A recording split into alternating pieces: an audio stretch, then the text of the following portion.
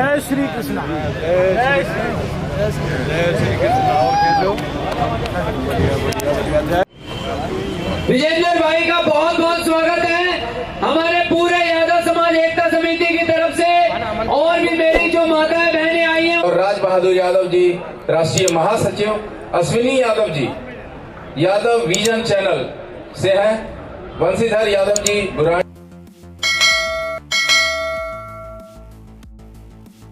आपका बहुत बहुत स्वागत करती है यादव एकता समिति। बहुत बहुत धन्यवाद सर।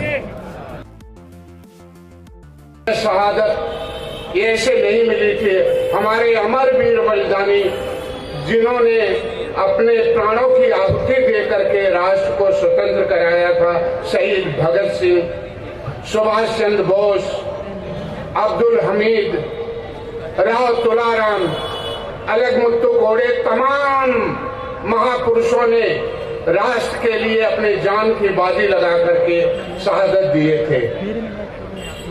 लेकिन मैं आप लोगों को बताना चाहता हूं कि पूरे देश में, अभी मैं कल गया था बरसाना, मेरे को देख कर को इतना अच्छा लगा कि जो भी एक होटल भी बना है तो राधा रानी के नाम से बना हुआ है। जो भी बड़ा या छोटा जो भी चीज बना हुआ है राधा रानी के नाम से बना हुआ है। तो मैं चाहूंगा कि हमारे यादव समाज के जितने भी लोग हैं, अगर कोई भी काम करते हैं तो उसमें यादव शब्द जरूर लगाएं। ये हमारी हार्दिक इच्छा है।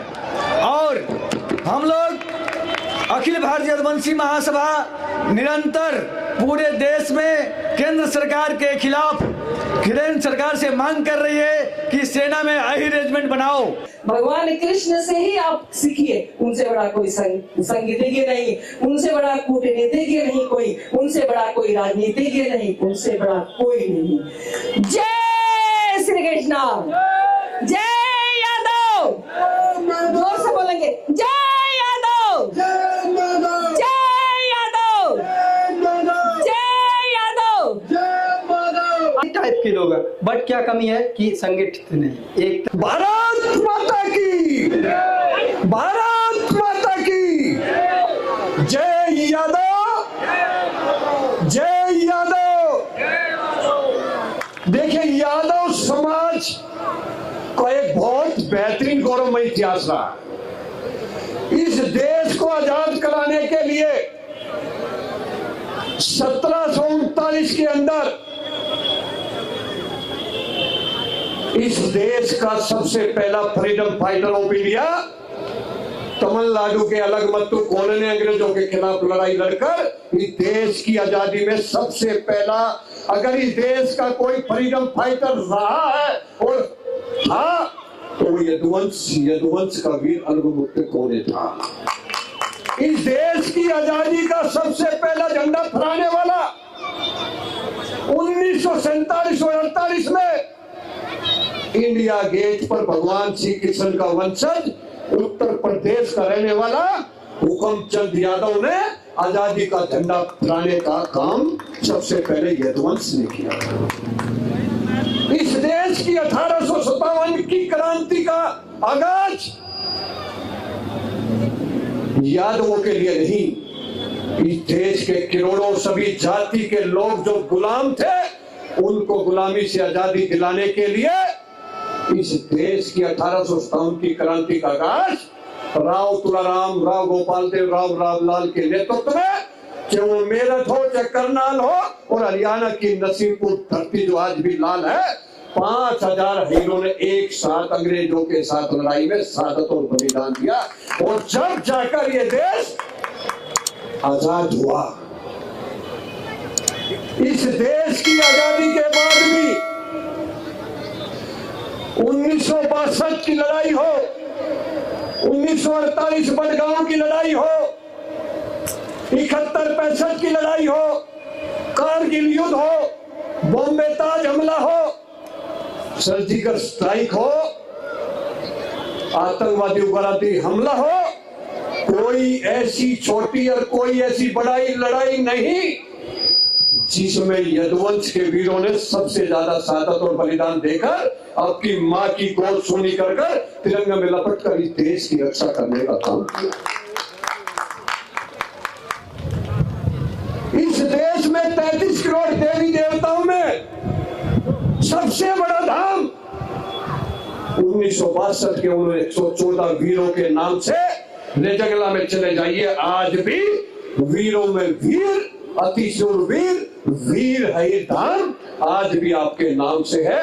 देश तो छोड़िए, पूरी दुनिया में किसी भी जाति के वीरों के नाम से कोई धाम नहीं है।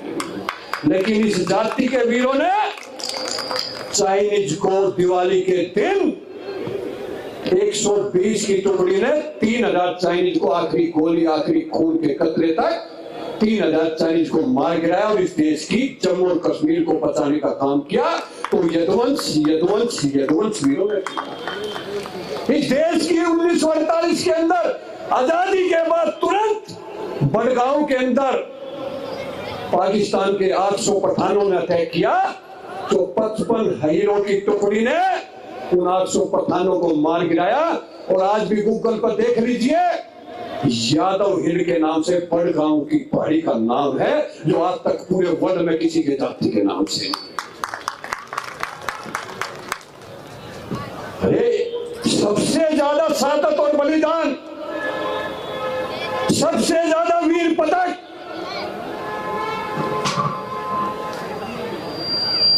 फिर भी आज हमारी हाई रेजिमेंट का गठन नहीं हुआ। क्यों? इसका एक ही कारण है।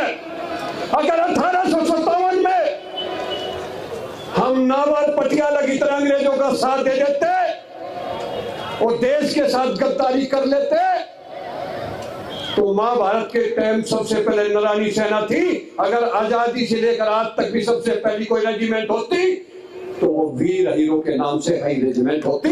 लेकिन हीरो ने कभी अंग्रेजों का साथ नहीं दिया और इस देश के साथ गद्दारी नहीं की। उसका ही भुगतान आज हम ये कर रहे हैं। लेकिन आज ये देश आजाद है और वोट की ताकत से ये सरकार बनती है और उसमें 26 करोड़ यादवों का योगदान है कि आज जरूरत है यदुवंश समाज को एकजुट होने की और एकजुट होकर, चाहे वो राजनीति हो, चाहे सामाजिक हो, चाहे आर्थिक हो, चाहे वो हाई रेजिमेंट की बात हो, अगर एकजुट होकर हम लड़ेंगे तो किसी कांग्रेस और बीजेपी की हिम्मत नहीं, जो आज हम मांगने जा रहे हैं वो हमारे खड़ा कर हाई रेजिमेंट देने का काम करेगी। आज सबसे ज्यादा किसका हक छीन रहा है? यदुवंश का छीन रहा है। आज ओबीसी की जाति जनगणना क्यों नहीं कराई जाती? दिल्ली के अंदर आज सब लोग लगातार मेहनत कर यहाँ पर अपने बच्चों को पढ़ा लिखा कर बड़ा करना चाहते हो, लेकिन 93 का एक डोमिसाइल सर्टिफिकेट की वजह से ओबीसी सर्टिफिकेट नहीं बन पाता। क्यों? जब SC ST को उसका सर्टिफिकेट का हक मिल सकता है तो ओबीसी को भी ये 93 का जो एक्ट है ये खत्म करना चाहिए। और हर ओबीसी का, चाहे वो गुर्जर हो, जाट हो, सैनी हो, यादव हो, उसके बच्चे का भी दिल्ली में, चाहे वो किसी भी राज्य का वासी हो, लेकिन वो भारत का नागरिक है, ओबीसी है, तो 93 का एक्ट भी हटना चाहिए। और ये काली शंकर भाई भी इस मुहिम को चला रहे हैं। और जातिगत जनगणना होकर भी ओबीसी को उसकी हिस्सेदारी मिलनी चाहिए, क्योंकि सबसे ज्यादा ओबीसी के अंदर अगर कोई बड़े भाई का हक छीन रहा है तो यादवों को छीन रहा है। और सबसे ज्यादा अत्याचार अन्याय जब किसी के साथ होता है तो यादव ही उनके सिर पर हाथ रखकर उनके साथ खड़ा होकर सबको हक अधिकार दिलाने की लड़ाई लड़ता है। इसलिए मैं कहना चाहता हूं आप सब लोगों से, हम लोगों ने 2008 से रेजिमेंट रथ यात्रा निकालकर पूरे भारत में एक एक यादव तक, कश्मीर से कन्याकुमारी तक से कटक तक, सीमावर्ती उत्तर से दक्षिण तक रथ यात्रा निकालकर एक एक यदुवंशी को जगाने का काम किया। और आज ये मांग लोकसभा राज्यसभा में 25 सांसद और 200 विधायक विधानसभा में उठा चुके हैं। इस देश का कोई ऐसा यादव संगठन नहीं, कोई यादव नेता नहीं, कोई कांग्रेस बीजेपी नहीं जो यदुवंश की रेजिमेंट की मांग को नहीं उठा रही है।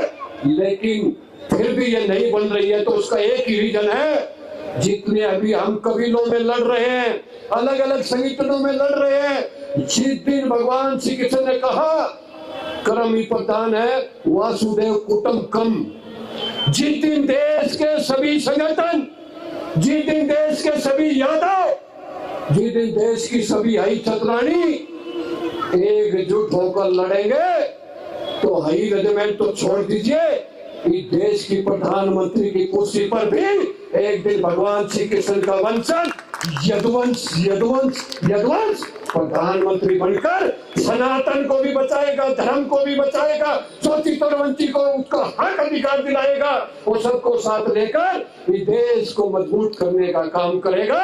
तो वो यदुवंश यदुवंश करेगा, एक दिन आपको विश्वास दिलाता हूँ। समय का अभाव है, मुझे भी 3 प्रोग्राम में और जाना है।